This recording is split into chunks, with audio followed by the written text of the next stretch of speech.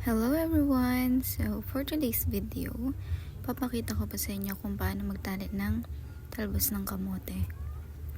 Ayan, syempre, una po is iniipon muna ni nanay yung mga talbos-talbos. Yan, hanggang sa mapuno na yung kamay niya.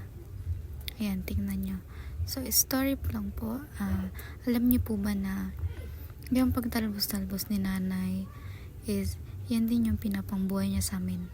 Sa aming mag-anim magkakapatid, siyempre maliban sa pagtatrabaho ni tatay, yan yung sideline ng nanay ko. Yes.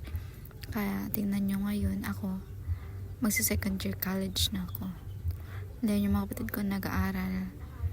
Ayan, so, after pala nyan, ipon-ipon. Actually, matagal yan kasi isa-isa siya kasi hindi pwedeng madami-dami agad kasi nga, papangit yung line ng talbos. So, yun, pinakita ko sa inyo. Kung tapos na siya, tapos na gayat na din, nabasa na, tapos magiging na yung utsura niya. Ganyan guys, tingnan nyo, natapos na si nanay mag ipon-ipon. So, ganyan na yung next na ginagawa niya. Tinatanggal niya yung mga excess sa dulo. Ganyan, pinipress-press niya.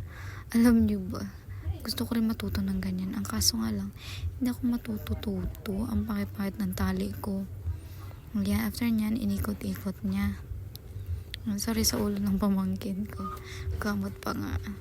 So, after nyan, syempre, tinali niya na. Ayan. Alam niyo ba, sanay na siya dyan kasi super tagal niya na nagaganyan-ganyan. Parang unang anak niya pa lang si kuya. Kuya ko is, I don't know kung ilang taon na siya, basta sa 25 plus na siya, ganun. Diba yan? After niya matali, syempre, ako naman to si bida-bida. Ako na naggayat. Sorry, super zoom kasi nga, yung cellphone is hawak-hawak ko dyan sa may isa kong kamay. Kunwari yan. Ano pala yan ha? Pinuputo lang yung excess sa dulo para maganda naman yung dulo niya. Ayan. After nyan, syempre, binasa. Then, tada! Ang ganda, diba?